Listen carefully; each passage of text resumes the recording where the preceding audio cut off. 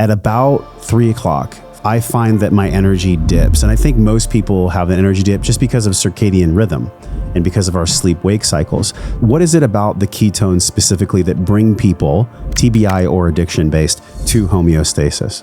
Ketones are basically a derivative of fat that your body naturally produces when it's in a starvation mode. If you can have a drinkable ketone, you skip that conversion step. So you can have something that you directly consume that gives you ATP, but it's not a protein, fat, carbohydrate. You have, instead of only like 3 colors, like red, green, blue, to like paint pictures, you have like a 4th color that didn't really exist in conjunction. Because like normally in physiology, you don't really have a context where you have high glucose and high ketones at the same time. So from an athletic context perspective, and that's where we're seeing a lot of the performance gains, you have carbs and ketones elevate at the same time, which doesn't happen normally. Yeah, to me, this is like the ultimate biohack.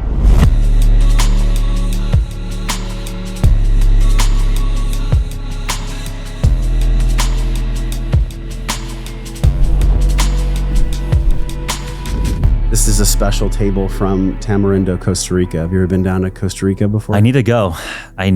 So many friends are saying, such good things about Costa Rica. Yeah. It feels like Pura Vida, kind of that lifestyle. Sounds great. Oh yeah, dude. Are you a spiritual guy, religious guy, atheist? Where do you fall in that spectrum? I grew up not having any religion. I mean, I think my parents got out of communist China. So a lot of like that religion of China was kind of banhammered by the Communist Party of China. Do you feel like they escaped or they chose to leave? I mean, a bit of both to some extent, right? Yeah. Like, I think some of the smartest people of that culture got out, right? Like people wanted to go live the American dream versus being sent to the countryside as like farmers and, the proletariat essentially. Yeah. And I think a lot of my, grandparents were like educated and there was like this whole cultural reformation. So I think partly like looking for building a better life. And I think a lot of Asian Americans or a lot of just immigrants in general are coming to like live the American dream and live almost for their next generation. So I feel very thankful that, born in America, I feel like I have like the blue collar work ethic of that immigrant mindset of like literally being on the farm or, empathy of my parents and grandparents who were like sent down to the farm. But also just having that confidence of being, hey, like just straight up, I feel as, primarily an American, right? Like I think a lot of immigrants come here, don't feel like super belonged to like the American tapestry, but whatever, just growing up here. Now I feel like, hey, I probably pay more taxes, employ more people than like the average American. Like I'm a huge stakeholder of like the American success. Like all my assets are here. So, and I think a lot of my work now intersects with the military and veteran community and a lot of the first responders. So I think a lot of that original ethos of come to America, build, create, have freedom, live the American dream. I'm like fully in that Kool-Aid. Yeah, and you're here in Texas, which is like, in my opinion, the last frontier. We had David Wolf on the show, and he was like, well, if everything falls apart in America, then Texas can just secede. We can just live here. And it's really cool because, man, when I started really digging into like what H.V.M.N was and the science and then trying it myself, it's been a constant battle of like caffeine in my life, ups and downs and roller coasters. But then when I started learning about the ghrelin benefits and the appetite suppression and the energy and the cognition and the metabolism, I was like, why have I never heard of this before? And I think it was because ketones in the past, like when most people hear the word ketones, they think of like, oh, it's a fat loss MLM yep. or it's some kind of bullshit science. But like, this is very, very deep in science. 2003, DARPA, like, by the way, welcome to the podcast. We've already been rolling for a minute here. So thank you for being in Austin. Great to be here. And there's a part of my heart that's so excited about this. And there's also just a part of my body that's excited about it because, like I said, I've battled with caffeine for so long. And so many people in our community have written in like, what do I do besides that 3rd, 4th, even unfortunately 5th cup of coffee? Yeah. Especially like the busy parents. Like I'm a parent. And so, when we have sleep deprivation, like we need more energy. So maybe let's jump off right here, like the 2003 and your relationship with DARPA and everything that came from maybe that culmination point. There was the early experience with H.V.M.N. with nootropics. And then at some point y'all shifted into really having these ketones as a fuel substrate. Yep. At the time, I'm sure in 2003, you were still a computer scientist in computer engineering, right? Yep. So did you even, like, looking back in this fun time machine, could you even see you sitting here being the co-founder of your company of H.V.M.N.? Like, could you even look back and go, wow, I never saw that coming? Or did you have an inkling when you're in computers? I think I think about that Steve Jobs quote, like, you can't track the dots moving forward, but looking back, it all fits into the right places. I think as a computer scientist, as an engineer, I think the idea of optimizing oneself is just very natural to us. I think when you're optimizing computer code, right, like big O efficiency of algorithms, right? I think a lot of this, I would say the big improvements or the leap of machine learning AI is not necessarily the math has changed. It's that, like, the efficiency of these algorithms have gotten much better. So in some sense, as much as AI is a math problem, it's an efficiency and engineering problem. How do you get more data, training data in, the data pipeline, right? These are all engineering problems. So I think if I look backwards, was always interested in how to organize, first a computer program, which is similar to marshaling people, right? In some sense, when you're managing a podcast or managing a business, you have different algorithms or functions within your organization. It's funny. I've never thought of them as algorithms. But you basically tell them, hey, if this, then that. If this, then that. Right? And is that essentially what an algorithm is? If yeah, this, it's basically then that? Having a very rigorous if-then statements that you can get more and more advanced with different cases, different heuristics. Right? An algorithm is just like a step-by-step process that can be replicated in a Turing-complete computer. And that that can be encoded in 0 and 1 binary form. So most things, so there's like, you can get very philosophical, and this is like the edge of like information theory. Can everything be coded in 0 and 1s? And there's an argument that like maybe that's that simulation hypothesis, right? Like maybe we are just in a giant computer simulation that can be encoded in 0 by binary. Well, the quantum computing, like the superposition of the ones and the zeros, and even Kevin Kelly's description of the technium, which is the consciousness experiencing itself through technology. That's a total rabbit hole. And I'm wondering, when you were sitting in that rabbit hole at some point and the opportunity presented itself for you and Michael, like, you had to do a gut check moment. Am I going to stay in computer science? Am I going to go maybe this more traditional path? I don't know if your parents wanted you to stay in that lane or not, but like, we all have these moments in life that we have to decide that what we really want and what we really believe in is the path we're going to go, and regardless of what people think or feel. All these people on the wall did the exact same thing. Martin Luther King and Larry King and Frank Sinatra and Betty White, and even all the people that founded Burning Man, they did a path for themselves, and they had to do it because they just believed it. So there was something that made you go, that jumped the bridge between the old and the new. What was that? I mean, it didn't feel like a risk at the time. I think I've been lucky where I had academic success young. I feel like when I hear a lot of podcasts are like, hey, I was kind of a fuck up when I was a kid. I was just actually very good at school. So like was the highest SAT score as an 8th grader in the country. Like random little factoids like that. Did a lot of science fairs and math competitions. It just came easy for you? I think I'm really good at taking multiple choice tests. Okay. Like, I think how a lot of people will say, hey, I'm like bad at taking tests. Like, I'm just I know how to like guess well. And I think I would just like, I think I just read a lot as a kid, so I had I would say a fairly advanced vocabulary. Like I remember like those library challenges. I don't know if people go to libraries anymore, but like read like 500 books in a summer and you get like little prizes and all that stuff. So I was like super into all that stuff. 500 books in a summer? Probably. I mean, like Encyclopedia Brown, like all these like Goose, just all that kind of stuff, right? Huh. And so just a big reader, but I was also, I would say, like rebellious. I think that my parents knew that they couldn't necessarily like tell me what to do.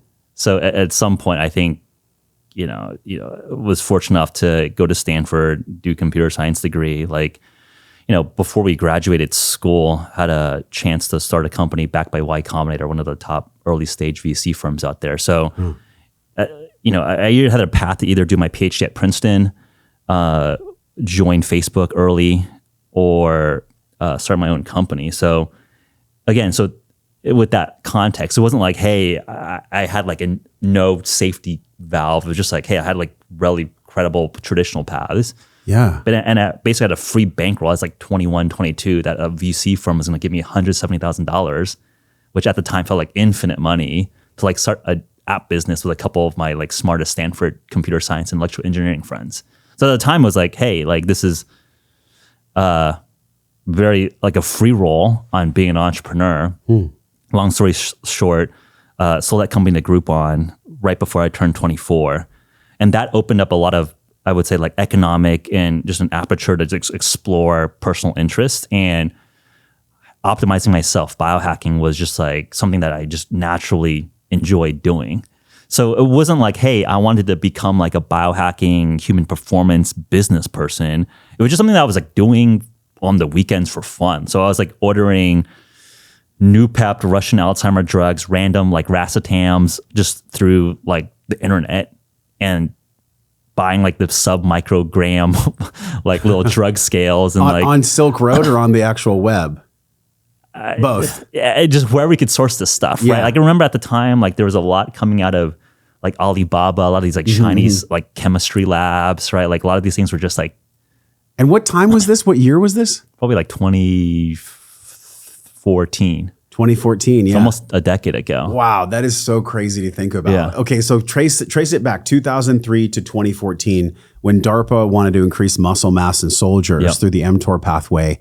And then how did that plug into you actually making the jump? What kind of research did you gather before you felt confident to leave the traditional path behind and do your own thing? Yeah, so I think like our entry into the ketone space, I think we have to just recognize we're really standing on top of the shoulders of giants. So the ketone research, I would say, was anchored, I think, around, I would say that the story really starts with this Harvard Medical School professor who did the seminal study on fasting.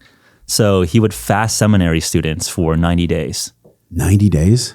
Yeah. So like one of the longest fasting experiments was like a 365 plus day fast. Were they overweight or? Yeah, this particular N=1 was like an overweight person. And this was like in the 60s and 70s where like the ethics approval were possible to do this. Okay. So the theology students were just fasting, and you would get these very interesting ketone, blood glucose, triglyceride, all the substrates that power metabolism. Like those were the seminal human studies when you're just fasting these humans for like these long extended durations.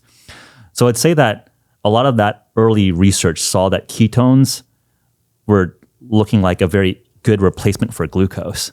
So in the 60s and 70s, there was like, hey, we don't just go brain dead when we run out of stored glucose or glycogen, right? Like I think there's like a lot of this common saying, especially in like the modern endurance world, hey, you got to eat gels and sugar and all that stuff, or else you're going to like carb load, right? So I think that has been a meme within like the performance endurance sector for a long time. But it's obviously very clear that, you know, when we were hunter-gatherers, we were not just constantly having sugar bombs in our pockets, right? Like these people would do multi-day endurance hunts. So I think in some sense, we almost forgot that ancestral wisdom of, hey, you can run on fat, you can run on ketones. And I think this Harvard study really showed that, hey, we actually are plotting out the PK curves of all these different substrates. Some other scattering of interesting research, again, predating, before I was alive and before I was like focused on in the human performance space, saw that there was an interesting Petri dish study showing different substrates powering sperm cells and how vigorous they were. So you would drop sugar, triglycerides, fatty acids, and ketones into sperm cells, and the sperm cells on ketones were swimming the fastest. So there's a couple early interesting indications that, hey, something is interesting about this ketone substrate. But I would say that like a lot of it got forgotten because the way to get to ketosis was one, if you Googled in 2014 what ketosis was, you would get diabetic ketoacidosis. Right. Which is totally different than what we're talking about. Yeah. I mean, it's basically you have no backstop of insulin. You just produce so many ketones because your body's trying to fuel that your blood gets acidic. That's like saying, hey, you're going to just continue gorging on sugar because your body doesn't know, like it wants to fuel and it's fueling it with ketones, but doesn't know how to stop. Yeah. So that was like literally in 2014, I think when you're saying like, hey, this is like some weird kooky thing. Like in 2014, when you Google keto, it was like ketoacidosis or, hey, this is Kim Kardashian's magical diet to like lose weight. I remember there was like headlines, hey, this is like Kim Kardashian's magic like elixir to lose weight. Or like, hey, this is bad for you. Like being in ketosis, like you're gonna die. So again, like why was ketose? And I think there's other I mean, just to give you a little bit of a context, I mean, ketosis has been interesting in a number of ways. There was in the early 1900s, putting children on a keto diet was the only way to control seizure and epilepsy before all these anti-seizure drugs came out. So there's been applications throughout history, but no one has pieced together, I would say, until the emergence of something like exogenous consumable ketones and like the formalization of like a keto diet being like a big movement. And I think carnivore is like a subsector of that movement. Yeah. That I would say was really popularized 5-10 years ago, where one, I think now in the public mainstream, like eating a keto diet or eating a carnivore diet is like very doable, where I think you talk to the average person in 2010, like, yo, you're going to die. Like, how can you only eat steaks? Like, you're going to die. Now it's like, hey, like we see people like Sean Baker, Paul Sanadino, I think Liver King just like running around just.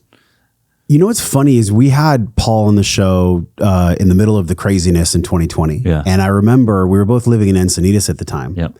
And he was sharing with me like, look, one person's path is not everyone's path. You have to actually be, like you said, the N equals one. You have to be your own, maybe even to quote Kevin Kelly, you have to be your own citizen scientist. You know, you have to like do the things yourself. And I wonder, like, when 2013, 2014 came around for you, you had already been tinkering on the weekends, you said. It didn't come from pain. It came from your own pleasure seeking, performance seeking, optimization seeking. A lot of times people come to ketones because they're in pain. They have CHD, they have obesity, they have all these different autoimmune issues and what have you. I think it's really cool that you did something new. A lot of times on the podcast, when I'm sitting with somebody, they're like, yeah, it came from my own fucking crucible, from me being in pain. But you're like, no, I was actually just tinkering and it came from fun. I'm glad you mentioned that, because I do feel a little bit like a kind of a black sheep in the overall industry to some extent, in the sense that I think you're exactly right. Like, I think people come to these alternate methodologies because of desperation, because like the standard classical Western medicine system didn't work for them. I feel very fortunate that I was just literally like reasonably healthy 24, 25-year-old just messing around and like trying to, you know, at the time, like, hey, I was in the mindset, like, if I can be 1% smarter, the economic outcomes of being number one in Silicon Valley is literally billions of dollars for being number two, right? Like, it's a parallel distribution of value creation, right? If you are Uber, you are 10 times more valuable than Lyft. Okay. If you are Facebook, you literally, like, MySpace doesn't exist anymore. So I think, like, my mindset at the time was, if I can have an incremental advantage in cognition for an economic battle of company formation, that would be interesting to optimize myself for. So that was my problem set coming into this. That's honest. You're like, cool, I did it for money. Yeah, I did it for money, but competing on the economic battlefield or competing for ideas. I mean, I think I have a lot of empathy now towards a lot of athletes, because it's like, in a similar way, it's like, hey, they're all athletes. I mean, they're all like very healthy, generally, you know, smart people. And it's like, hey, how do I get an advantage on my opponent? Right? Like, it's got to be legal advantage. But of course, like, we're trying to figure out a better way to train, a better way to fuel, a better way to compete across all sports. If you're not trying to win, like, what are we doing? Sure. At some point, though, it's funny. We usually burn protein, carbs, and fat for fuel. And that's our substrate, right? Which, by the way, we're going to talk about this PubMed study with ketones being the fourth micronutrient, which I think is fascinating. But I love how you yourself are literally an embodiment of your brand, because you went from like just basically wanted to succeed in Silicon Valley to then finding out there was all these insane benefits of your product for people that are suffering. Yeah. It's interesting how you went from your own fuel substrate of wealth creation to now helping and serving people that are suffering, or athletes that want to perform better. And it's like, it's so interesting, because in our bodies, we burn a different substrate normally. But this one, we don't really know about. The public doesn't know about this. That's why we're here talking about it. I find that to be totally cool and a really interesting connection. The motivation that drives you switched. Yeah, I mean, I think you're exactly right. I think as we got further into the ketogenic diet, realizing that fasting had very similar properties to being on a ketogenic diet, right? You're with fasting, restricting all calories.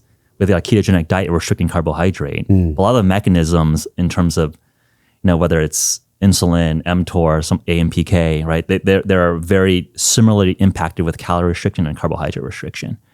So I got super into intermittent fasting back in 2014, 2015. So kind of as a side quest in this nootropics and all that stuff, started getting really into fasting. So I think a lot of the Walter Longo research out of USC was just dropping around that time. So just started doing 72-hour fasts. So like me and like the H.V.M.N. team at the time, we would do Sunday nights to Wednesday mornings. Wow. Like we just went in hard. Like I didn't even like, there was no like, I mean, there were early discussions on OMAD and like shorter time eating windows, but a lot of like the mouse studies were pretty long duration. So we just started like, boom, 72-hour fasts. And eventually like the longest fast I've done is a 7-day water fast, which was, and going back to the original question, I think I've become, not very religious growing up, but like much more open-minded in terms of spirituality and cool and all of that. Because of the fasting, did you have a spiritual experience or a heart-opening experience fasting? Yes, I think like it's interesting from like a cognitive perception perspective that I think my approach to it is actually just much more pragmatic than that, actually. I think I've just seen like a lot of friends and business partners, for example, like Jake Paul, who's my venture capital fund partner, I don't think he would classify himself as religious per se, but he's very, very spiritual and is like very, very focused on manifestation and like thinking through. And I've just seen like how one carries yourself can affect the reality around you. So to me, it's like, I see the power when there's like true belief, true faith in something, where like having no faith doesn't get me any incremental advantage.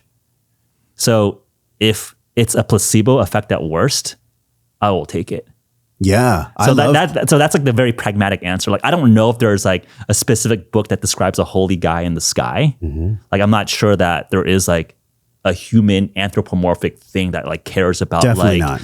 It's not who I'm human. sleeping with or like if I masturbate or not, right? Like, I think a lot of the very humanized focus on some of these teachings are very myopic. Sure. But am I open-minded towards, is there some universal energy source? Maybe is there like a computer simulator programmer out there? And if I have faith in it or pray to it or think about it or manifest to it, at the very minimum, it's a placebo. And I have some sort of like comfort in that, giving up some sort of control to it. Yeah. And maybe at best, maybe there's something out there is listening and like it's going to bend reality towards my will. Ever since I was a little kid, I thought I was in the Truman Show, which is why when I saw the Truman Show where he's always being watched, I'm like, that's how I've been feeling. I've literally been feeling like we're in the Truman Show. And you said, I don't know if we're being watched. I don't know exactly what it is, but I do know exactly what God or what intelligence feels like. And so I'm not here to say that my definition of God or my views around spirituality are the best. They're just mine. Yeah. Just like any choice I make for my body or my mind or my emotional health. These are my choices. And this show has and always will be just a place for people to come to trust this physical, emotional, financial, and spiritual, and just an understanding of, well, how do we nourish ourselves? How do we nourish ourselves in a way that we can live our life well? Like, that's the core question for me. Yeah. All this intellectualization, Jeff, about like, what is this and what is the meaning of life and the purpose of life? I think that's a beautiful path that unfolds as we grow older, and especially when we have children. You know, to tie it back, I'm thinking about you and Jake Paul and the motivations that he might have and the motivations that you have. Like, the motivation for us to do anything has to come from our heart. Yeah. We can't necessarily force that. Otherwise, if we force it, I've found we really meet a darker part of ourselves. And when we meet that darker part of ourselves, we go through burnout. We go through a lot of like different hurdles that we can't cross, or maybe you even break up from a relationship or get fired from a safe corporate job. Like, have you had one of those before you became the co-founder of H.V.M.N? Did you ever have a moment where you had to really gut check yourself and look at your beliefs or your way of being? I would say that probably a gut check moment was around building H.V.M.N. actually. I think in my academic career, I felt like, was generally doing well. So I think in some sense, I think this is applied to just my view on entrepreneurship or just like people in general, right? Like, people gotta take L's. And I think so many of us never are shielding ourselves from actually taking losses, putting ourselves out there. Like the strongest people I know, the most resilient people I know, take so many friggin' L's, but they don't give up and they keep improving. And I think that we just see the highlight reel of everyone, but you go behind the scenes. I'm sure you've interviewed like really renowned business people, podcasts, right? like they all have just like not given up. That's right. So I think it goes back to, so I think in terms of like, I think like a formational part in terms of like scaling up H.V.M.N. Okay, so fasting, keto diet, you have to fast, you have to do like basically a lot of dietary intervention or workouts to make your body turn its own fat reserves into ketones. Ketogenesis, your liver has to convert its fat stores. Yeah. It takes a long time. You can get really good at it, and maybe you get your natural ketones up, in 18 hours, 24 hours. But usually if you're just like a carb eater, you're going to take like multiple days and you're going to get what's called keto flu. You're going to feel really shitty. I've gone through that. Yeah. Yeah. Because your body just got to readapt its enzymes, all its metabolism to focus on being a fat burner. So as I was getting super deep into fasting, there was a research paper that came out of Oxford that showed that exogenous ketones can improve cycling endurance. But the stuff was super expensive to make. Like this shot would have cost $2,500 for one dose. So in the DARPA programs, these were just being literally made by hand in chemistry labs at NIH in Oxford. And it's like handmade, and you were purifying from petroleum crude oil product. Whoa. Right? So like most organic molecules are just carbon-based linked chains, right? Like sugar has carbon, fatty acids, carbon chains. And what is crude oil or petroleum product? It's like fossilized plant matter and dinosaurs. Sure. So the way that a lot of organic molecules are produced actually, so like these are things in a lot of foods and lots of cosmetics, these are just purified petroleum product through all this fancy chemical engineering synthesis processes. So when H.V.M.N. came into the picture, we realized that, hey, we could actually scale the production if we applied more modern synthetic biology techniques. Can we have genetically engineered E. coli ferment sugar into ketone precursors?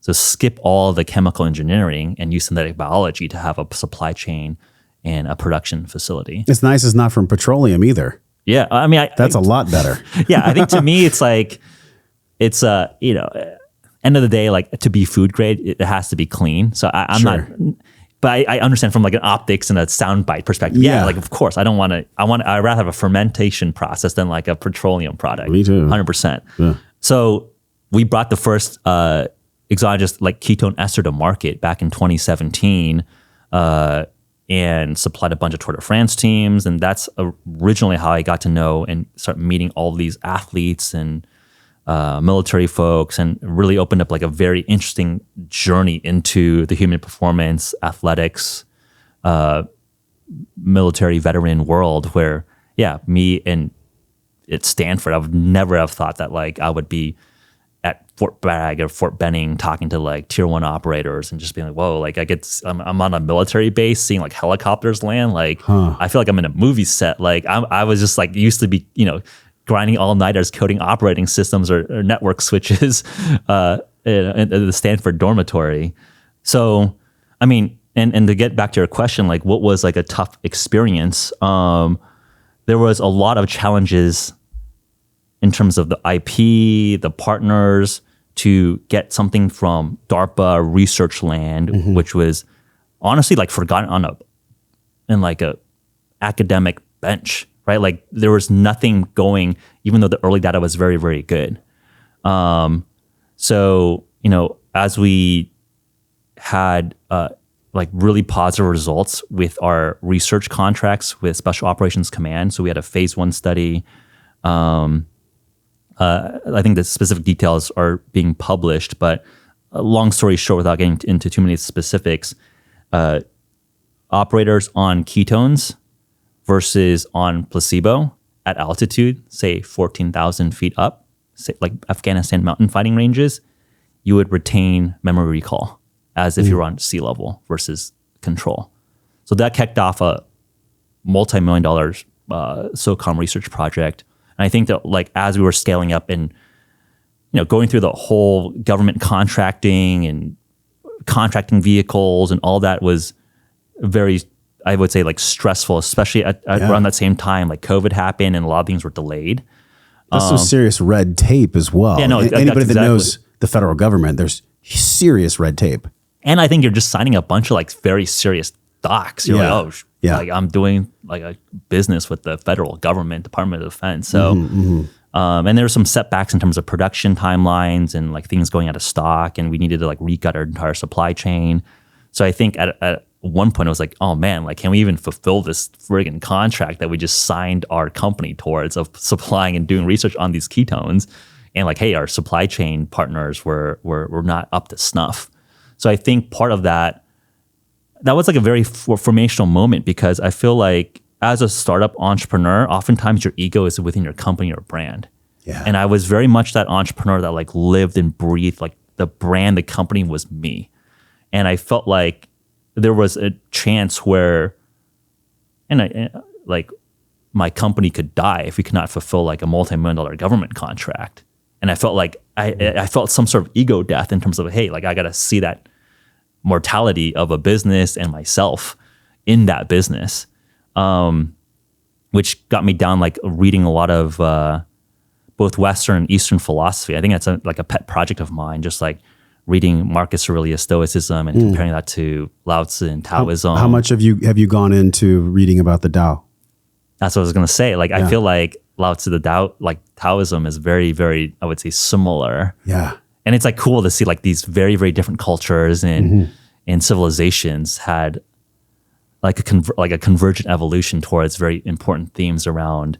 I mean, I think that like the Zen and Tao is like almost, how do you be like water? How do you flow with the universe around you? Like, I think before we started rolling, right? How do you not fight against gravity, but how do you have gravity apply to you? And I think Stoicism is often similar in the sense that like if something that you cannot control, like almost like let it free and only apply yourself, and like that is your purpose. So apply yourself where you can actually be effective. So I feel like, reading from a Roman emperor perspective to like a Chinese court official perspective, and then just like being in kind of this weird 2020 Silicon Valley thing and pulling what I think is relevant. I think it was like a very interesting, like formational, in terms of defining principles for myself and like how an organization should be run. But hopefully, through conversations like this, hopefully just give teasers to like what other people can borrow and apply as well. What was one of the craziest things that you saw that you can at least talk about, on the military base or working with operators? Obviously, you don't have to name like the branch or names. You're not going to be like, hey, Captain O'Rourke said, but what's something that you saw when people started to, at this extremely high level, which has now been vetted for the average person, whether they're a busy parent or a pro, what's something you saw when people started to consume the ketones that it really ripped your hair back and you thought, wow, this is going to help way more people than just special operators? Yeah, I think it's a great question. I think on the endurance and performance side, I think that's cool. But the most impactful application has been around concussion and traumatic brain injury.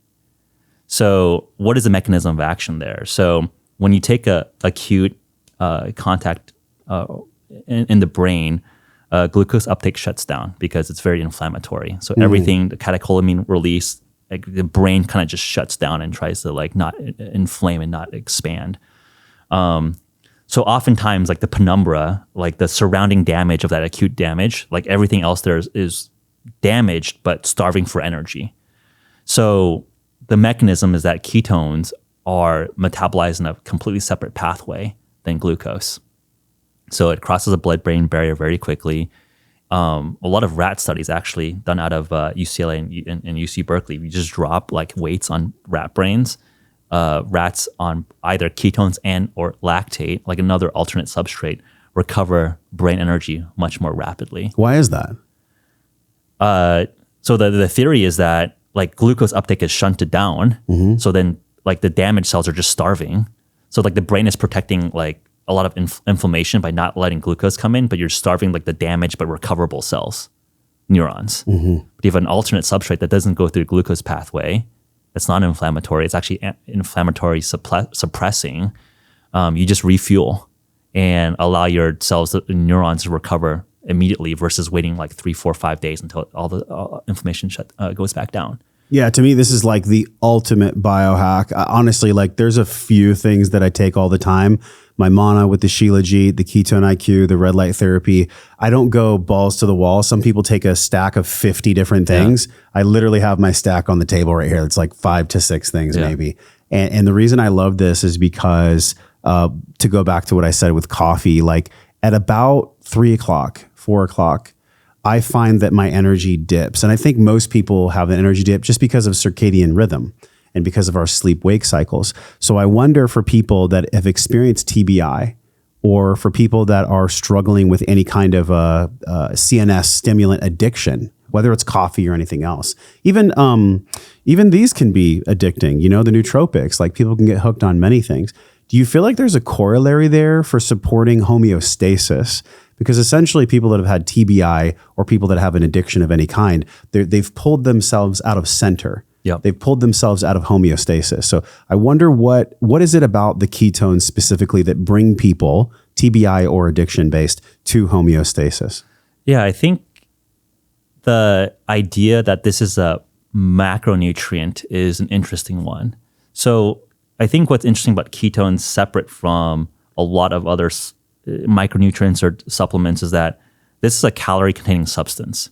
So if you look at a nutrition label, there's fat, protein, carbohydrate. Those are only 3 things that have calorie content. Yeah. Right? Like ethanol has some calories and some other things have calories, but the primary food substrates are fat, protein, carbohydrate, right? Like things like calcium, right? Like you need that as a micronutrient to like build bones, or magnesium, enzymes for dopamine release, right? Like there's other things that support the enzymatic function of your body to metabolize, but fat, protein, carbs are the only thing that actually converts into ATP, right? Like ATP is the currency of the mitochondria that pumps out.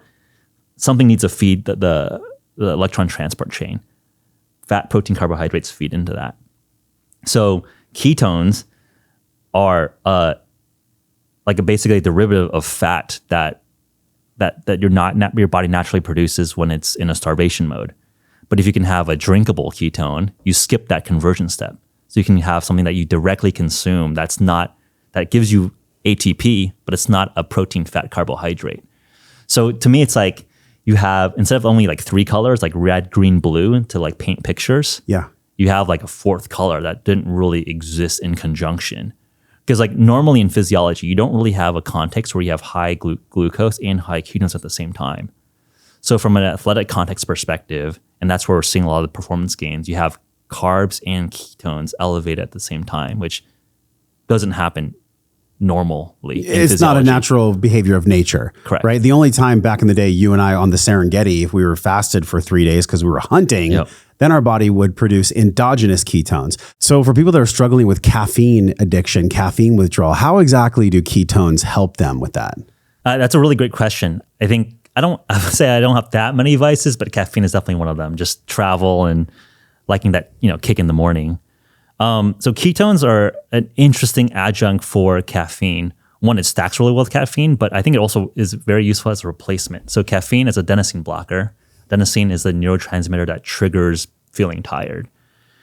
Ketones actually affect neurotransmitter in a very complementary way. So one, like I will oftentimes either reduce caffeine load and add ketones. And I've also experimented with like just cycling caffeine and ketones. And if I can be a little bit more adventurous, nicotine lozenges. I don't like vaping or smoking anything, but nicotine is also a very interesting nootropic in some extent that has stimulatory effects, but doesn't trigger the same pathways as either caffeine or ketones. So when I think about cycling, it's like, hey, maybe you cycle caffeine, ketones, and maybe adventurous, some nicotine lozenges as a way to not be too overly reliant on one specific source of cognitive energy. But I think what's really cool, and actually I do want to talk about this PubMed study, ketones may be a 4th micronutrient that is necessary to the human body along with carbohydrates, proteins, and fats. That's fascinating to me. And I wonder, plugging that into this practical question, if we are only meant to naturally, physiologically produce endogenous ketones in a state of fast, then are there any negative feedback loops that are created? In other words, is there anything deleterious that happens to the system by inducing the exogenous ketones? Yeah, I think that is like a very, I would say like an important question that's asked by like the savvier folks in the space, right? Like exogenous ketones is not like, there's not like complex carbohydrate that exists in like potato starch. Okay? Yeah. Like that is like a food substrate. Like this is something that we've had to, have a lot of engineering and science figure out, okay, how do we deliver a consumable ketone? My thought here is that the actual end molecule is D-beta hydroxybutyrate, the same exact molecule that your liver produces through ketogenesis. So the body understands how to metabolize and understands its metabolic signal. And then two, in terms of all, we've sold, like probably like millions of doses of this by now. And wow, congrats. Millions. Yeah, no, yeah. I think it's especially like grown really quickly over the last few months. Is that like, I think like it's very well absorbed and like all the data on its like its consumption in the metabolism is actually very, very strong. So like to me, it's like, I would love to have 30-year longitudinal data on ketone IQ, just like I would love to have 30-year longitudinal data on like eating beef or eating sugar or eating, I don't know, Gatorade, whatever hydration drink, which does not exist. So to me, it's in terms of the baseline, in terms of how I understand the metabolism and mechanism of action, I feel very comfortable with the idea that, hey, I'm having like a short, like very understandable bolus of ketones that hits my system really, really quickly, and it metabolizes out and it's out of my system in 6 hours. Yeah, this is why, and I'll bring this up, and actually we'll put it on the screen right now, just the actual PubMed study, so y'all can see this. So on the nutritional and therapeutic effects of ketone body hydroxybutyrate, why wouldn't somebody why wouldn't they choose to just get like a powdered form of the hydroxy? Why wouldn't they just take that? Yeah. Is there something special about the delivery package? Great question. Because why wouldn't I just go right to the thing? Exactly. Okay, so D-beta hydroxybutyrate has to be bound to, to be stable, it's bound to an acid form. So it's D-beta hydroxybutyric acid. It's missing like a proton. So like you can't, when you're in water, then it splits into like a proton and a butyrate. So a stable form that you can like actually store is like in an acid form or it's in a fat form, right? Like again, you ask the question of if this is so great, how does it evolutionarily stored? Why aren't we just carrying butyrate around? Well, it just is not stable. Like it's either in an acid form or it needs to be stored in a fatty acid form that goes through conversion. So to answer your question directly, like you can eat D-beta hydroxybutyric acid. You're just drinking acid, and I've done this, and you're gonna shit your pants. Like I literally tried this. So I've been through this experiment. So that's why that's a good. You can just stop right there. But I think it's like interesting, right? Like I think that's that is like the right engineering question, right? Okay, like I want to get the most direct, efficient way to get this thing that I think is good into my system. Yeah. Okay, what is wrong with butyrate or butyric acid? Well, it's like hard to get enough ketones in a form that's palatable. Like this already tastes kind of funky, but just imagine drinking like acid. Sure. Right? Yeah, that doesn't sound that tasty. And I think from a GI performance issue, right? Like I think so many things that like kind of work in the clinic or the lab don't work in the field, in a downrange or in like an athletic setting, because you just are going to be throwing up or pooping your pants. If you had to guess, and maybe you already know this with your computer science background, what percentage of human beings that consume the ketone IQ and are looking to get this cognition boost, the energy boost, the downregulation of ghrelin, like there's so many things that we could talk about, all the benefits of this, does it benefit 70% special ops and athletes, 30% everyday busy humans? Like what's the percentage split there? Yeah, it originally started quite high on the high end side just because it used to cost so much. Okay. So $2,500 a shot? And then we brought down to $30 a shot. And now it's like sub $5 a shot, which I think is now finally like kind of reasonable. That's great. I love they bring it even like lower. Yeah. I mean, I think how many people spend $5 on a freaking sugar-based latte every day? Exactly. It's within range now. It's definitely within range. I mean, but to me, it's like, I want this to be as cheap as possible. If this is a macronutrient that we think is like as useful as a protein carbohydrate, like that's why like I don't even really care about competitors or brands, or it's just like, if this is really a macronutrient, like you can't have one thing own a macro. For sure. Like, I don't like, There's does plenty of someone room. just own creatine, or like, does anyone just own fat? Like, I have the patent for fat, F you, right? Like, I'm sure that Pfizer would love to own fat. right? So to me, it's like, I would love to be in a world where this is as available and as cheap as like table sugar, Okay. or like protein powder, right? Just like I think this is actually useful for. I mean, I just look at the American healthcare costs. Like, I think that a whole insurance health payee system is so messed up, and it's just like, man, like people just got to be like baseline healthier. And I think when I just saw. And I think folks like yourself are just getting and growing really quickly from an audience perspective, because like you actually walk the walk. I feel like when people see doctors who are like, hey, do the, I just like listening to or they smell like tobacco, or they have this huge belly hanging over, and they're like, hey, do this drug or do this vaccine, but hey, I don't really exercise and I don't take I don't do anything. And it's like, you're not even like taking care of yourself in a way that I think is like, honorable, right? Yeah. I think there's so much focus on like, hey, I want to listen to people that actually walk the walk. Look, I get that, you don't need to, you can be really smart about like being an athlete or like a coach, and you understand like basketball really well without being a basketball player. Sure. That's fine. I get that. But I think if you have a choice, like I want the person that has lived experience as an athlete and has the coaching skills, right? Because I see that there's a higher integrity and conviction of your purpose, right? If you say one thing and do another thing, which I think that is the case. I mean, I'm sure we have a lot of doctor friends who are great. They all know that the payer incentive systems are kind of messed up, and they know that like the mental health and the physical health of like doing 18-hour shifts is not optimal living and healthy living. So they already know that like the integrity of like the business of healthcare is not the ideal optimal way to live.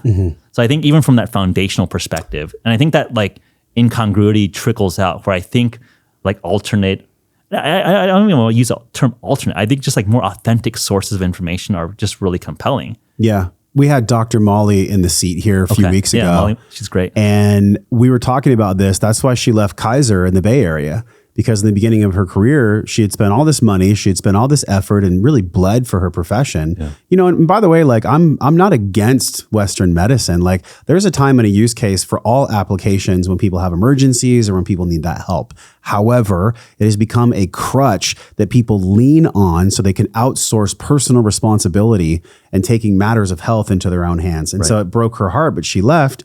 And the reason she left is exactly what you're talking about. Like there's only so many hours. We only have so much chi to give. Yeah. And once that chi is exhausted, then when we start pushing harder on the gas pedal, I've learned this personally myself, I'm sure you have too, there's ramifications. Like there's things that happen when you push really hard. If we could just use cleaner fuel, that could probably make us have better decisions. Yeah. So when we take in fuel that's not cookies and candy and donuts and sugar that give that kind of temporary pop of energy or even caffeine, then it really becomes this false prophet of energy. We're looking for as a society something that we can actually rise to the demand of kids, responsibilities, calendars. Like I don't know anybody, and I'm sure you don't, that has a life that's super chill with no responsibilities, unless they like hit the lottery or they're independently wealthy, whatever.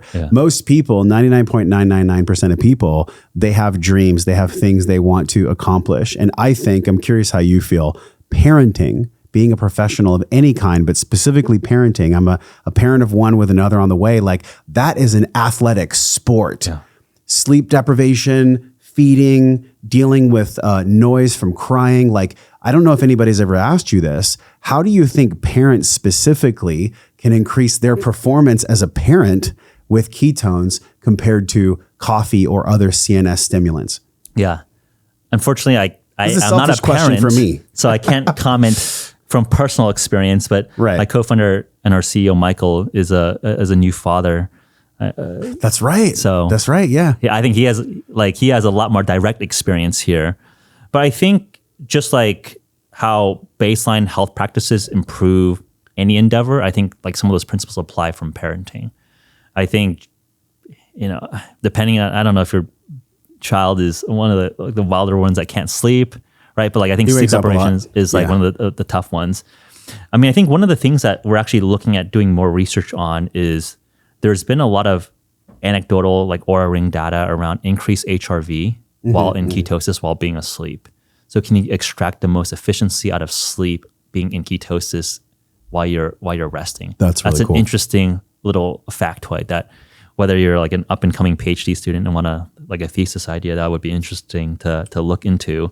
Doing the cold plunge and cold thermogenesis is fast becoming the #1 way to increase your health and metabolism, which directly leads to weight loss. Let's hear from Ryan Dewey, the CEO and co-founder of Plunge, to learn more. At this point, you've probably heard about cold plunging somewhere on the internet and wondering what all the hype is about. Well, here at Plunge, we like to take all the stress out of the problem by providing at-home cold plunge units that provide crystal clear cold water on demand. As opposed to lugging ice and getting that trough in place and dealing with dirty water, the Plunge provides it always and there ready for you. Cold plunge is one of the greatest ROI tools that's out there. 2 to 3 minutes every single day, and you get the increased dopamine levels, a more resilient immune system, a regulated nervous system, and ultimately just a more calm, peaceful outlook on life. We truly believe that when you take the plunge, you change your life. We'd love for you to check us out and see what the cold plunge is all about. Save $150 off your brand new Plunge, plus get free shipping right to your home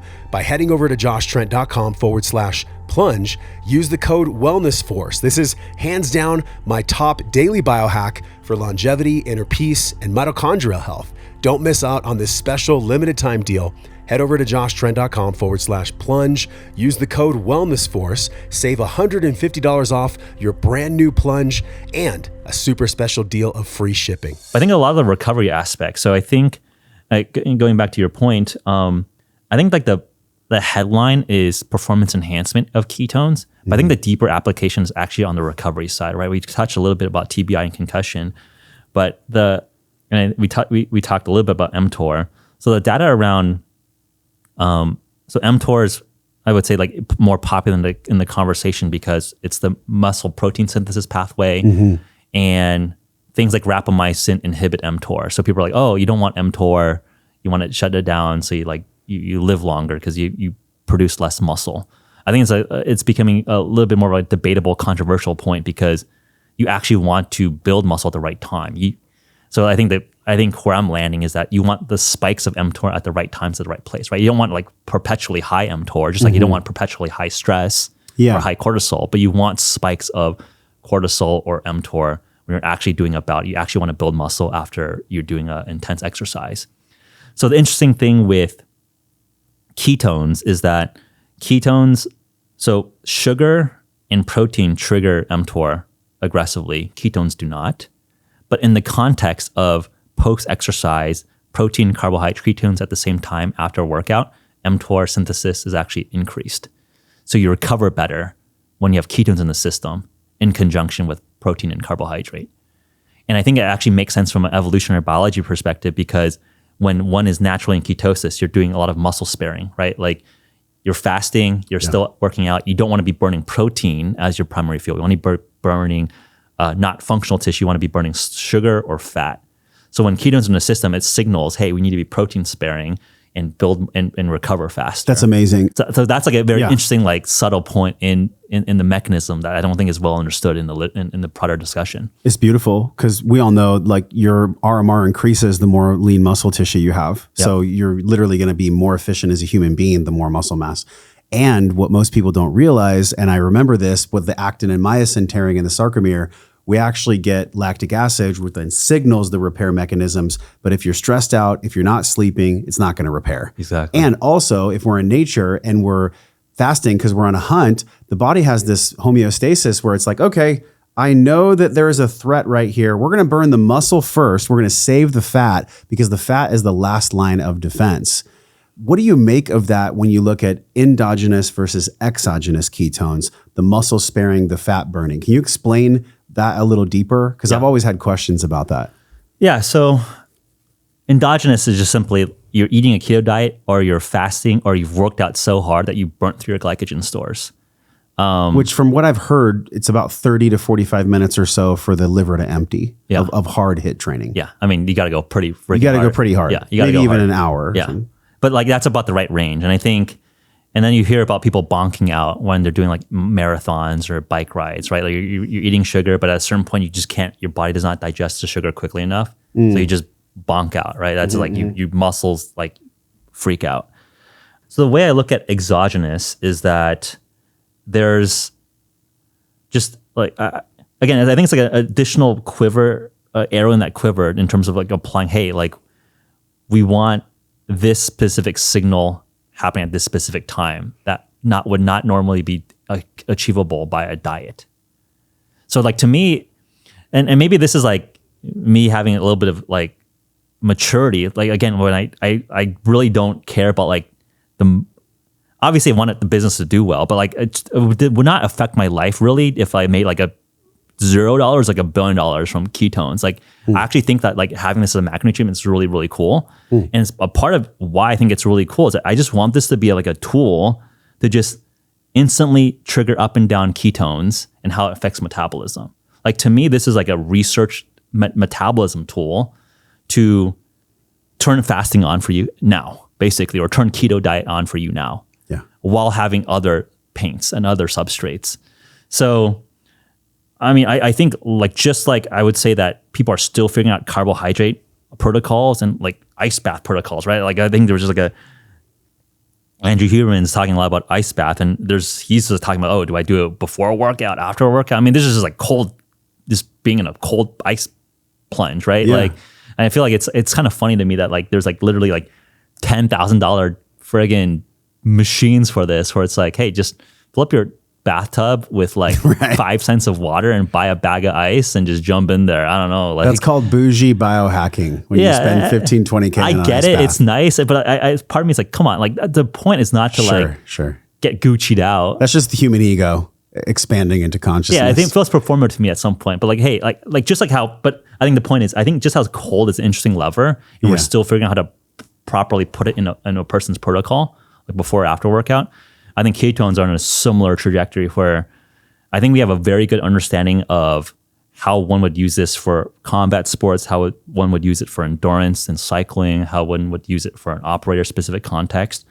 But we just need more people messing with it out there. What do you think most people get wrong about ketones? I think one, it's probably like, hey, it's just a Kim Kardashian melt fat off my body. So no, this is a calorie-containing substance. Whenever you have something that contains calories, your body will burn the exogenous input versus using its own body fat stores. That said, it does have a ghrelin effect, so it will suppress appetite. So I think maybe net long-term, that's why a lot of people like keto diet, because it feels more satiating. That's from the ghrelin effect. So I think that would be misconception one. Like, hey, do I drink this and I'll melt fat off my body? It's like, we may be able to control appetite, but no, we're not like breaking the laws of thermodynamics, deleting like energy from your system. I think that'll be one. I think two, I mean, I think it's like one needs, I don't like to oversell or overhype, because I think because it's a macronutrient, there's a lot of different applications for it. So it's like, hey, like it could be good for recovery. Hey, it could be good for brain function. Hey, it could be good for concussion. Hey, it could be interesting for some of these more therapeutic applications that are, that are neurological, right? Like we've heard of like type 3 diabetes, Alzheimer's, right? Like there's a lot of interesting research. Yeah. Can you, similar to how TBIs hit, glucose uptake is inhibited in an Alzheimer's brain as well. Can you rescue some of that function with ketones instead? So when you have like all of these interesting areas, it's like, like what is this? Why does it do everything? But it's like, if it is actually like a fourth macro, it's like, why does sugar do everything? Why does protein do everything? Why does fat do everything? It's like, well, these are just like primitives for body fueling. I got to introduce you to Dr. Dan Engel. He used to have a center here called Kuya, but I don't know if you've heard of him before. He's a TBI specialist, world famous. Been out to Kuya a couple of times. It's great, like the sauna. It's cool. I think he left the company, but he's phenomenal because he works with so many people, special operators, athletes, and everyday people that have had these TBI cases that literally can never, ever be healed. They go to him. Yeah. He's like the guy. Yeah. And I wonder if he could learn about the science of this, and maybe he has, maybe he hasn't. I think that's really something I'd love to chat with you about is this concept of synergy stacking. So you have like one thing, whether it's an external locus of control or an internal locus of control, like the exogenous or endogenous ketones, that actually helps when you complement it with another therapy. So I think about like the EEG monitoring and doing the neurofeedback for TBI, and also stacking ketones. Like are there other things that you can stack ketones with that'll be in harmony and synergy that'll amplify both results? Yeah. That's a good question. Maybe I'll just put it out there. Somebody type it in on YouTube right now. Just type it in the comments. Yeah, like I have not tried this, but I want people that are experienced with this to try this. So I've heard very interesting combination synergy with ayahuasca plant medicine with ketones. Okay, now you just dropped the mic because go ahead. So ayahuasca and ketones. So I have never before tried this personally, but I'm very open-minded to it. But my understanding is that oftentimes for a lot of these ceremonies, there's some sort of fasting and purging and like a very clean diet. Yeah. And you're not really able to hold down food. Mm-hmm. So in some sense, you're essentially getting the ketogenic state while you are on this, multi-day ceremony. Yeah. So this particular person was like a squirrel suit jumper. Like it was connected, like he's like one of like the most extreme sport athletes. I had a conversation with him a few years ago. He was based in San Francisco at the time. I actually lost track of him. I know, but like, long story short, I think the death rate of that sport is like freaking high. Like he was telling me that like he's literally had like friends die on jumps with him, and sounds like it. It's just like a lot of adrenaline junkies, a lot of like former cool to military watch, guys are doing that, and the death rate is very high. It's like a very high trauma community. So he's like just super deep into like doing all the adventure stuff, but also deep with experimenting with all the plant medicine, ketones, and all that stuff. So he was saying that he was like he felt really, really good with ketones on top of his ayahuasca plant ceremony. And like, to me, it's like, hey, you are having a very efficient brain fuel, as I'm sure like when you're, in a plant ceremony, you're like, all these neurons are firing and you need energy, you need substrate to fuel all that neurotransmitter release. Or do ketones are a very efficient fuel to power a lot of those synapse firing? I think it's like an interesting question. So I have not tried this, but like some of the protocols around it. Yeah, that's interesting. It makes sense. It does make sense. One thing, I mean, I'm sure if you talk to the purists, they'd be like, no, yeah. But I think what's really cool about technology, because essentially this is a technology, and so are the hieroglyphics, by the way. Everything is information is technology. Yeah. So this technology is really cool because if this is really going to be known in the North American content and beyond as the fourth macro, then we've really got to change the conversation about what else does this stack with and what is the function of why we're stacking this or why we're taking this in the first place. Like we all know that protein adds more satiety, right? And it has a slower burn. We all know that carbohydrates, especially the simple sugars, they spike people's GI, they crash it. There's certain things about the different macros that are just widely known. Yeah. What is something about ketones? And I want to go back to the synergy piece because you just rocked my world with the ayahuasca and the ketones. I've never heard that before. So we'll go back to that. But what is it special? What is the special thing about ketones when it comes to it truly having the virtues and the efficacy of being a fourth macro? Yeah. So, I mean, basically, in some sense, we're always stacking with protein, fat, carbohydrate. So every single food is just some sort of permutation combination of fat, protein, carbohydrate in various forms and various densities, right? Like complex carbs, complex fatty acid chains, simple, like shorter chain fatty acids, right? The amino acids or the more complex proteins. So we're already stacking. So specific attributes. Insulin is required to uptake sugar.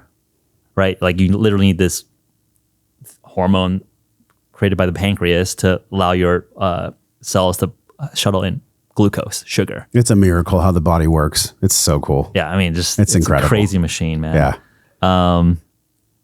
So like that is an important attribute. So fats don't require insulin to work, but they're like really, really big, like complex chains. So it takes more energy and time to like cleave off the carbon link chains to turn into ATP. Protein we've heard of gluconeogenesis. So it's just a process of take protein and fatty amino acids to convert it into sugar, then which is metabolized in the sugar pathway. But usually protein is not considered as a metabolic substrate because it's just you want to be using that protein amino acid for muscle building, not for metabolic processing. So protein is usually just like put aside, like, hey, you want to be burning fat or carbohydrate. Protein, because it converts into sugar, has like a slight insulin impacting effect. So I think if you look at the attributes, you have fat, slow burning, a slow process it's called beta oxidation, to cleave off the two carbon length blocks to turn into ATP, sugar, and then by gluconeogenesis, protein, faster acting but requires insulin. And then the modern dietary context, like everyone's pre-diabetic and or over like obese or overweight, right? You follow the trend line, everyone's going to be obese in this country. There's just like too much insulin happening, being dumped in our system. So ketones are interesting because it does not require insulin action to get into fuel the system, but it works much more quickly than fat.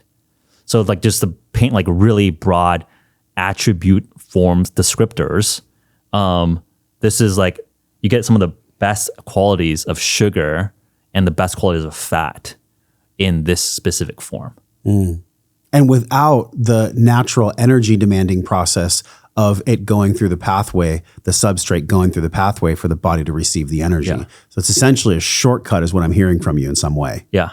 So like I think in some sense, we've all heard of like bulletproof coffee, MCT oil. So the whole mechanism of why those got popular is that those are types of fatty acids that convert into ketones more efficiently. So they're just like coconut oil. It's C8, caprylic acid is like the 8 carbon length fatty acid in MCT oil coffee, bulletproof coffee. And the reason that is popular is because it is, so beta hydroxybutyrate is 4 carbon. It is faster, simpler to convert into the D-beta hydroxybutyrate. So you could like eat omega-3. These are like 26 carbon length things, like omega-3, omega-6. These are like 20 plus carbon length chains. So it takes more effort to cleave off and beta oxidation, all these extra carbon lengths to turn into ketones. So the whole buzz around MCT bulletproof coffee was, hey, like it's a more efficient form of fat to convert into ketones. But with this form of ketones, ketone IQ, you just basically skip all of that fat processing. Yeah.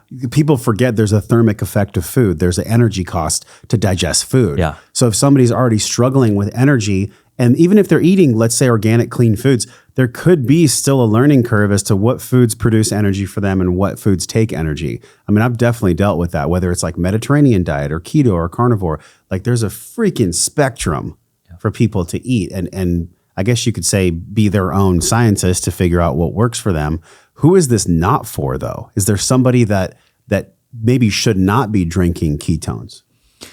I think if one is type 1 diabetic and is worried about ketoacidosis, which is specific in a type 1 diabetic, which is different from a type 2. For type 1s, the pancreas no longer generates insulin. So there's no feedback mechanism to control ketone release. So in some ways, ketoacidosis happens when your body needs fuel. It produces ketones, but doesn't know when to stop. So like ketones are protective, but like there's no stopping mechanism anymore.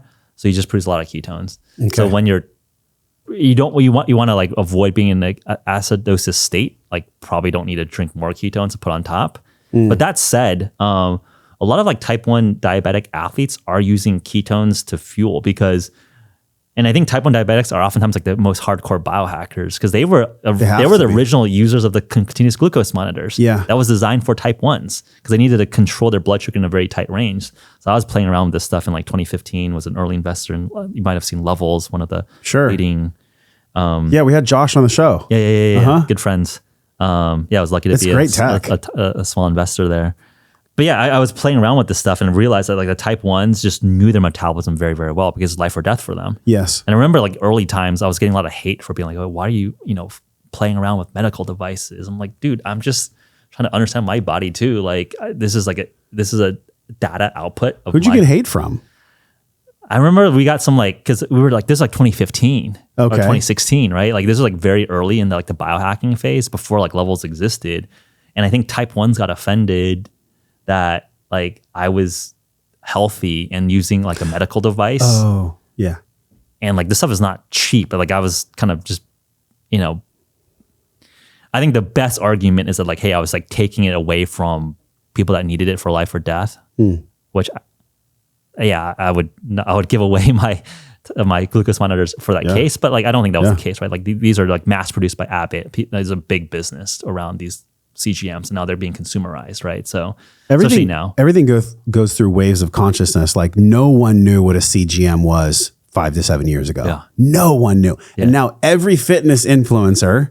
Maybe because of levels and NutriSense, you know, they're wearing them, and I actually celebrate it. I think it's amazing. Like, why do we need to hide education or hide tools from people when they're just trying to figure it out? In other words, does everybody have to be a fucking black belt to teach? No, you can be a purple belt. You can be an orange belt to teach white belts. Like most of us, Jeff, are white belts. Most of us in the world, we're figuring out how to live well, how to be a parent, how to be a businessman or businesswoman. Like so many of us just need to be shown by someone else's, I guess you could say, courage to just try it publicly, to truly be the N=1. Speaking of publicly, you guys were on Shark Tank. I don't know if Michael went on or you went on. Did you both go on? Yeah, we were both on. Okay, so in the public spotlight, like you were probably the first ketone company that went on Shark Tank, I assume. But at the time, we were not even in ketones yet. We came. Oh, you went with the nootropics. We went with our Go Cubes, our chewable coffee product. Okay. So it was like. So you didn't even talk about ketones on Shark Tank.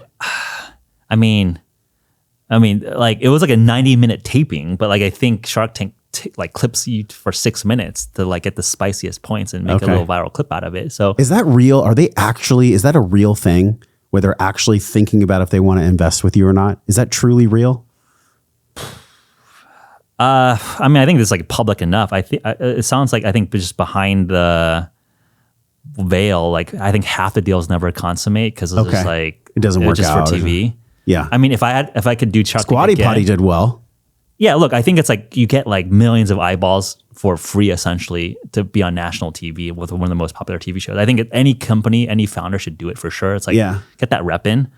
I think it's like TV. If I could get to do it again, I would just like win a deal. So you want to look like a winner on America. Yeah. Like get a deal. I did a deal with, Mr. Wonderful or Mark Cuban. Yay. And then whatever. The business deal is the business deal afterwards. Yeah. Because I think that like everyone knows it's like a show. I think it's entertainment first. Oh yeah.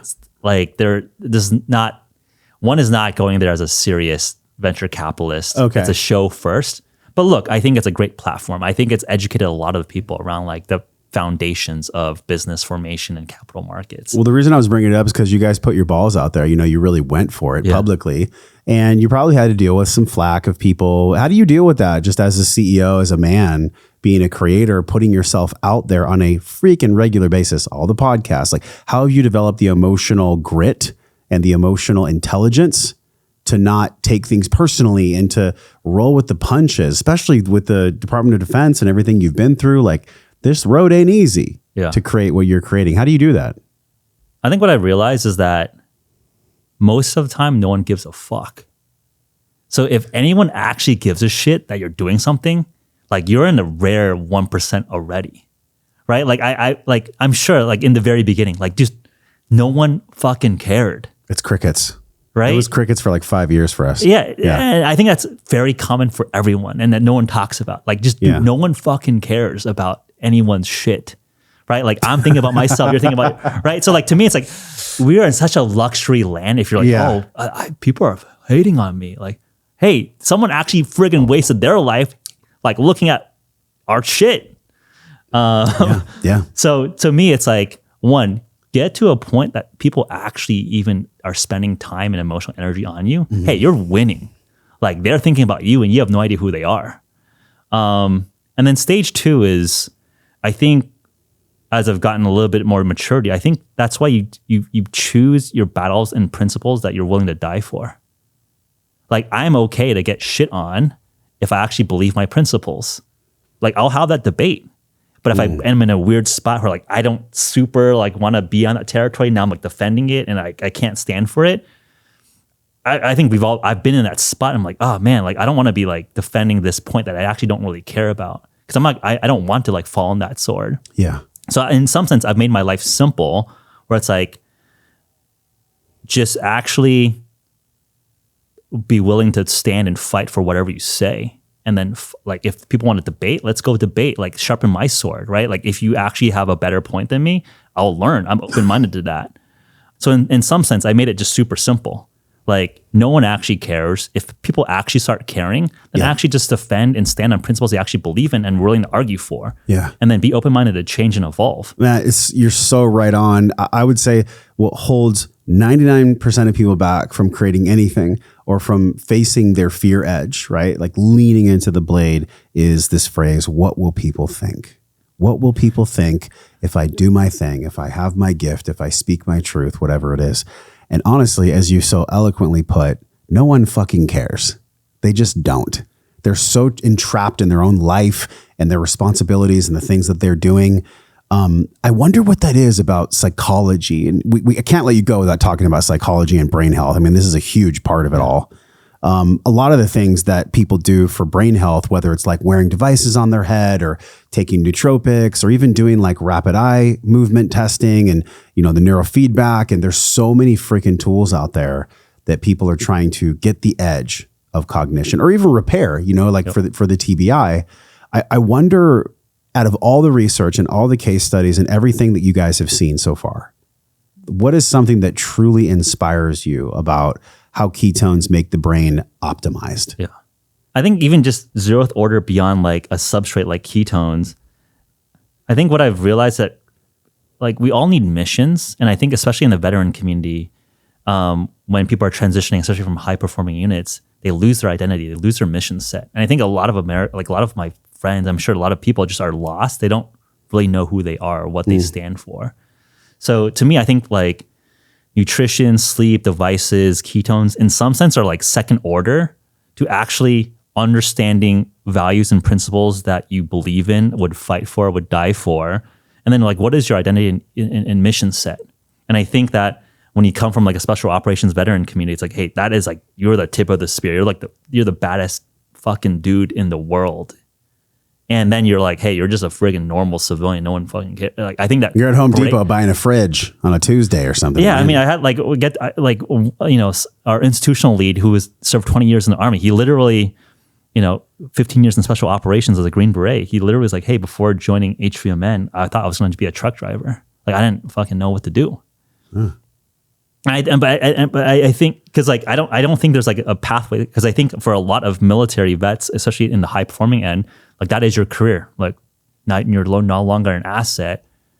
Like I don't know, like maybe you're trash to some extent. I think that's why there's so much like I think mental health issues in that community, and I think there's been a lot of work done saying, hey, like that is just like one aspect of one's life. Just like all of us have different chapters in our lives. I think the military veteran use case is a very like specific, very like big community because like the GWAT, it was such a 20-year war, like it impacted so many of us or so many Americans that I think it's like a very good case study. But I think all of us have this identity struggle, right? Like even for me, I was like a good math science competition competitor in high school. And then I did computer science at Stanford. Then I became like a young entrepreneur in Silicon Valley. And now, got into human performance space, now a venture capitalist and now like not so young entrepreneur in building different businesses and investing in businesses. So like I remember each transition point, I was like, yo, what am I? Like what I wake up with, what I think about. And I think a lot of us don't think enough about that purpose. We're just trading life or time for money to like live on the weekends. Yeah. So, and I think and I get it. Like not everyone, like we need to pay the bills, take care of ourselves and our families. I get it. Sure. But I think it's like, how do we shift more and more of that value creation to be more aligned with like intellectual interest areas? So to me, it's like getting those like foundational things that like don't require any money. It's just like, hey, you got to just like sit by yourself and think. Yeah. I don't think people think enough actually anymore. Like we're always like, I know I'm just also very bad at it, and I'm like conscious about it. Like just from bored, I'm just like looking at the phone, like just scrolling an infinite scroll.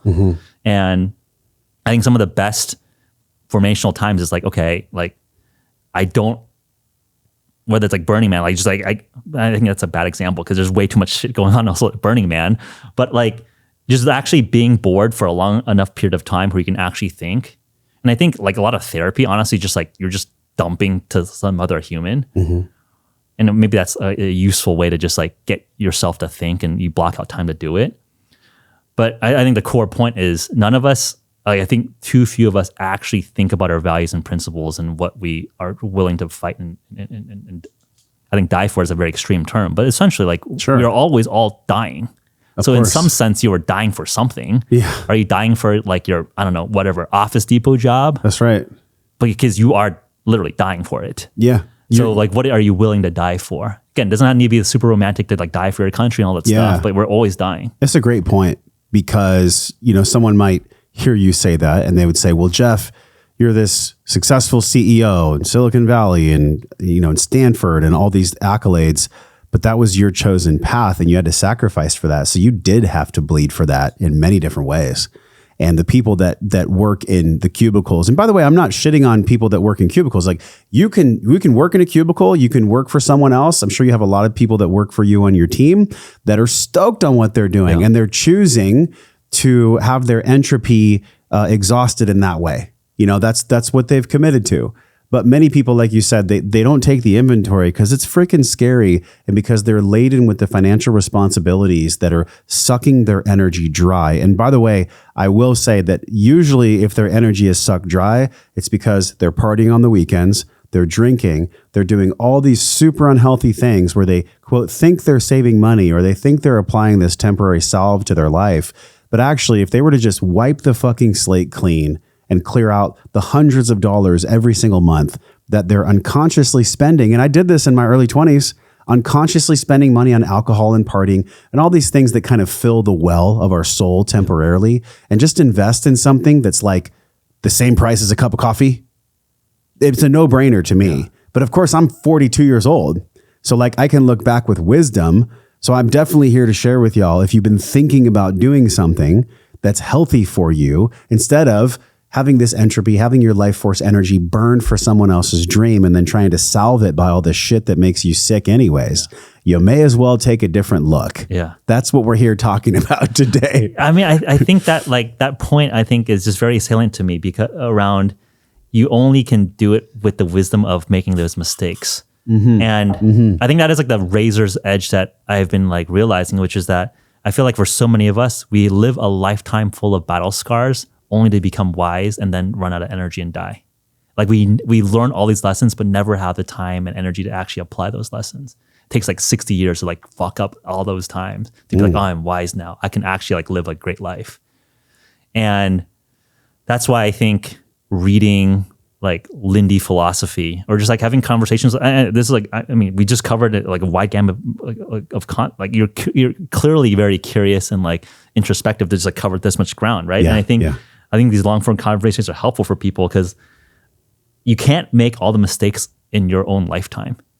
Like I want to find that line where I can like learn from everyone else's mistakes, steal, borrow their best ideas. That's right. Not eat that pain myself. You know, have to eat some pain, but like learn that fast enough where you have enough energy, runway, life to actually do something with it. Like that is something that I think about a lot. Like, and I think in your turn to 20s, you're just like, I got infinite time. No, I'm in my 30s now. I'm like, okay, like I feel good, but I think we all like, there's enough.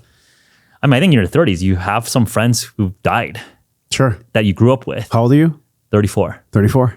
Right? Like life fucking sucks. Like sometimes you just freaking die in your late 20s, early 30s, right? Like you see your parents, like you see them for the very first time, like being old. Yeah. Like frail, like, hey, there's not infinite time. Yeah. So I think that's like that wake up call which I felt like I guess somewhat cognizant to be like, hey, time is fleeting. We all have that same 24 hours a day. What are we going to do to apply it? Yeah, I know you don't say that you're a religious guy, but you've got some depth of spirit.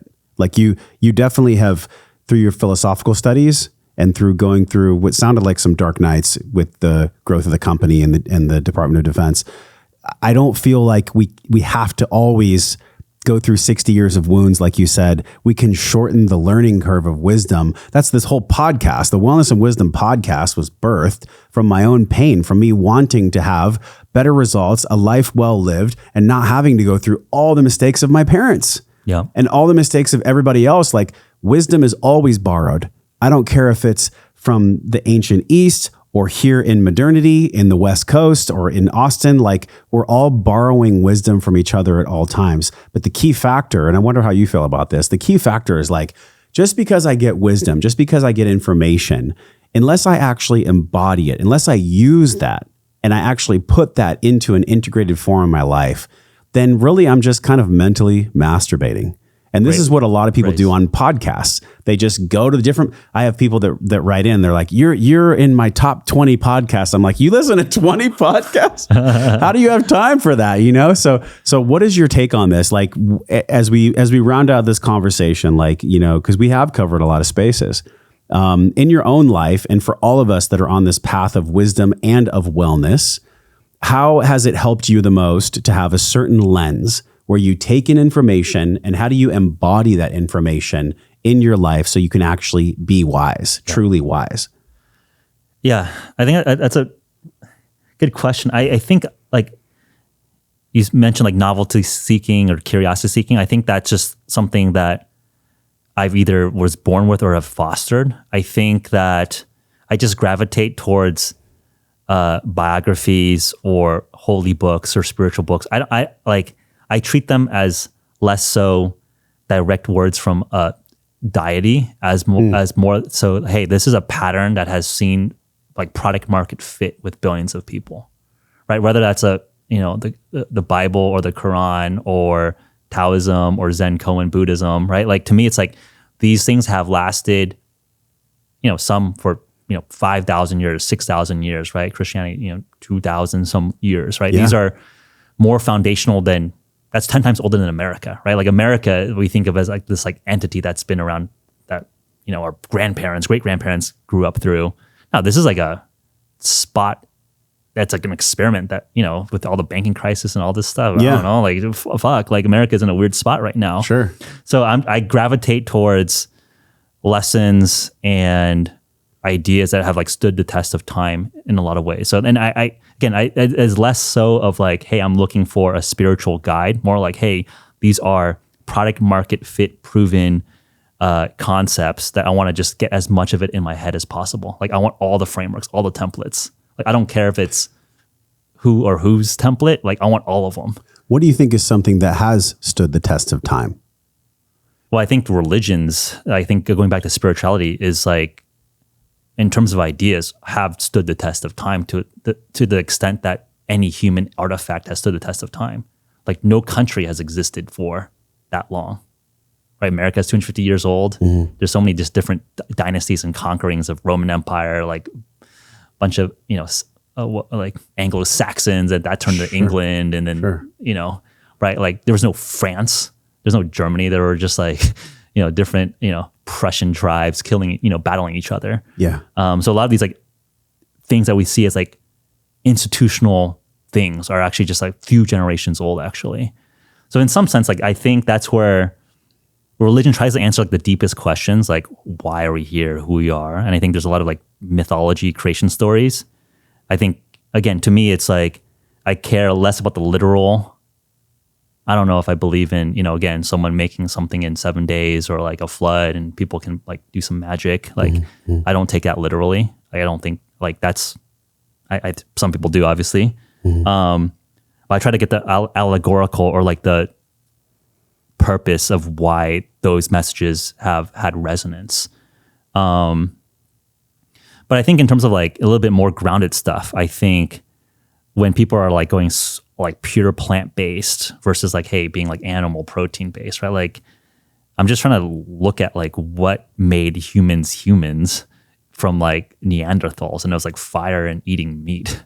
Yeah. Right. And just like, okay, we're gonna get so advanced that we're gonna make like pea protein. Oh my God. When into like something healthy. When Soylent came out, that squeeze drink, I literally was like, who is buying this?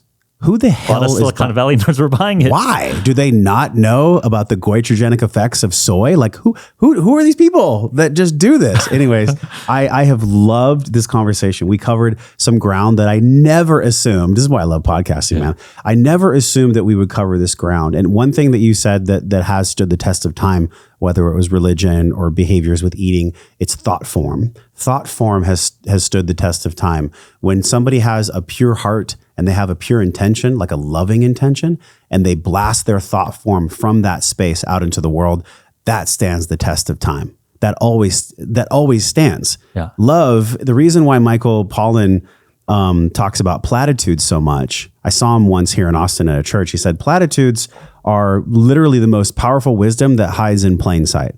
Like the fact that love is all there is, or when you work hard and when you have a pure intention, good things will happen. But I think in our world, because things are changing so fast, and especially your experience in Silicon Valley, I wonder how you'd answer this. To live life well, I believe, takes a foundation of physical, mental, emotional, spiritual, and financial nourishment. That's the Pentagon that we teach in our Breathe program. It's in all of our media. In the center of that, there's you. There's you, Jeff, that makes the decisions, that garners the wisdom. Life is so complex. There's so many things that come into the center of that Pentagon. How do you operate in that center? How do you live your life well? What's your definition of wellness? Man, these are like super philosophical questions. I mean, I literally think about like that is like a phrase I think about a lot. Like, what is a life well lived? Like that is like a goal, like an objective function that we're all trying to optimize for. Podcast. I think where I've landed on that journey, and I think it's something that I think we should constantly be revising, is that finding like a few core missions that we're willing to fight and die for, and build it with great people. I think a lot of people are very lonely and very in solitude, and I think building with great people, compounding over time, building that trust over time, has created some of like the most fun adventures and experiences that I wouldn't have thought, right? Like going back to like this formation of, buying Russian Alzheimer drugs on like Alibaba or whatever, like a Chinese chemical factory, to having this conversation here. Like again, like to me, it's like that mission around improving myself went from like, hey, I wanted to be a better competitor in a Silicon Valley economic battle, to like, hey, I think we're creating a fourth macronutrient, and like a lot of the applications could be very, very useful. And I think from that being less like, hey, dollar oriented, to, hey, let's fight and create awesome things that have a great mission behind with great people. And like the economic financial engine is like essentially a side effect of that. I think I truly think that is how you actually win the financial game. Like if you're just doing it for the money, someone will do it for free. But if you do it for free, do it for fun, you can't compete with that, right? Like that's why I think the best athletes, like they're down to just shoot friggin' 1,000 more free throws than you, because like whether it's fun or like or brainwashed and doing it, they're just doing way more reps. So I think it's like maybe in like a more salient way, like what pain are you willing to absorb in your life? Is maybe like another way to ask that question. Is that pain, is it like broken dreams, solitude, loneliness? Is that the fight that you want to fight? Or is it, something in human performance, something in content, something in business? I want to make AI real. Which battle do you want to choose? So I think in some sense, like you got to be thoughtful on which battle you're going to choose, because in society will give you a battle. It might be just working Office Depot. That's your battle. Profound, dude. Really enjoyed the pod. I sense from you that maybe if you look back, and I don't know if you've ever done 23andMe, but in your lineage, there may have been a warrior archetype at some point. There was on my side. I mean, my grandfather was one of the first, if not the first, I'm still trying to get the research clear on this, Italian-American generals in the Marine Corps in the early 1930s, early 1940s, late 1930s. So have you ever studied that? I took my 23andMe, but I don't know if it got so detailed to see if there was some, I guess it would be genealogy. It wouldn't be 23andMe. Yeah. Okay. So do you feel like in your lineage there was some kind of warrior archetype, if you had to guess? Or are you more the peacemaker? Look, I think in some sense, like all our ancestors probably killed each other. No doubt. Or were enslaved, and everyone we all come from warriors in some way. In some way, right? Like we survived like generations of conflict. Well, the reason I asked that is because you mentioned a few times on the podcast, what are you willing to bleed for? What are you willing to die for? And that language is the language of a warrior, right? Except for, as Tim Ferriss said, now money is the tip of the spear, right? In our modern world, money is the tip of the spear. You and I in a tribe a long time ago, we were judged by our women and by our tribe by how much animal flesh we drew back. Yep. Now we're judged by how much finance we bring in, because that is the spear. The tip of the spear is money. So it's an interesting world. It's an interesting world we live in, where some people that had warrior characteristics in the past, those don't apply to now. It's a different type of warrior. That's a good analogy, because I think that the warlord game is over. Like, I think if you put Alexander the Great and Genghis Khan into this modern world, they're done. I mean, they're not going to be rounding up like soldiers and like taking over like countries. Yeah. So like, I think that the manifestation of that energy would be in business. Sure. Right. Like it's a more clearer foundational rules. Yeah. So in some sense, like, I don't know. I feel like, I guess like I just draw, I don't know if like warrior, I mean, I think, I'm thinking of like, just watching some clips from Last Samurai. I think that's like a cool image, but I think of really like the archetype for me is like resiliency. I think that all of our ancestors have gone through way fucking harder shit than like us. Like just hearing stories from my grandfather surviving World War II and Japanese invasion of China and just like all this stuff. And I'm sure all of our grandparents who like lived through and or fought and bled during World War II, actual real global conflict, everyone like full total war. It's not just like, hey, 3% of us are out in Afghanistan or Iraq. Yeah. I think I get a lot of the imagery and the language from just realizing how easy the game is compared to like what our ancestors actually had to live through.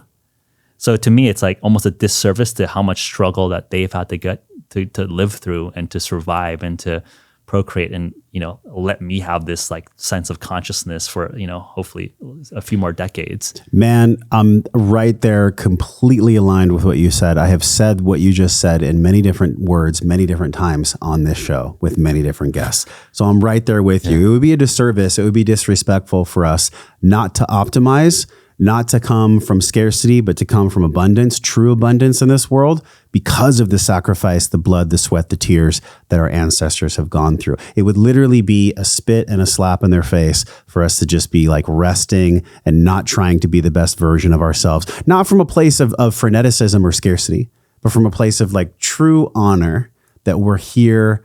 I'm grateful. How cool is it that we get to do what we do, that you get to play around in the world with the people that you get to play around with? That fuel of gratitude and that fuel of honor is really the best way to end this podcast, man. So thank you for coming on the show. This is a fun conversation. This is dope. It was really fun. And also thank you for the hookup. I know it's not cheap to create what you create. So you guys go to joshtrent.com/H.V.M.N. Use the code JOSH, 20% off your order, which is incredible. It's already less than a cup of coffee. So that's the link on the screen. Also, we're talking about this in the community, joshtrent.com/community. Jeff, thank you again for being here, man, from my heart to yours. Until we see you again, we're both wishing you love and wellness. We'll talk to you next week.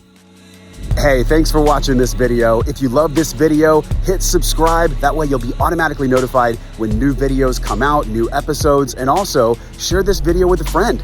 If you loved it, they're gonna love it too. Check out some of the videos on this screen that are perfectly curated based on the video you just saw. Make sure you follow me, and I'll see you in the next video.